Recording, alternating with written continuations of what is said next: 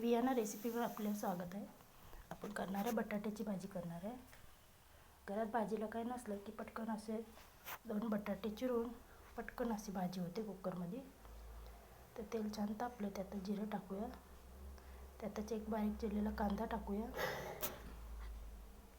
त्यातच आलं लसूण पेस्ट आहे ती सुद्धा टाकूया. तर छानपैकी भाजून घेऊया. त्यातच एक बारीक चिरलेला टोमॅटो आहे तो सुद्धा टाकूया.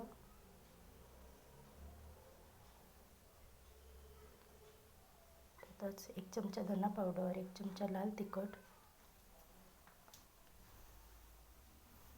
आणि चवीनुसार मीठ टाकूया. त्यातच अर्धा चमचा हळद टाकूया. तर छानपैकी तेल सुटेपर्यंत मसाला भाजून घेऊया.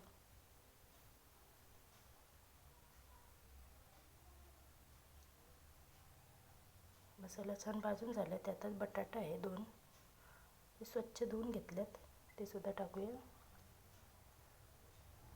व्यवस्थित असं परतून घेऊया.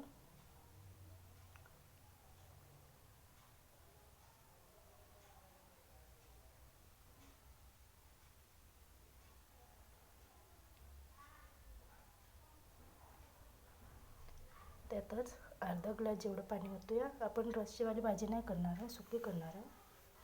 कुकरमध्ये काय लई बटाटा पटकन शिजला जातो. तर आता आपण झाकण ठेवून कुकरला 2 शिट्या करून घेऊया.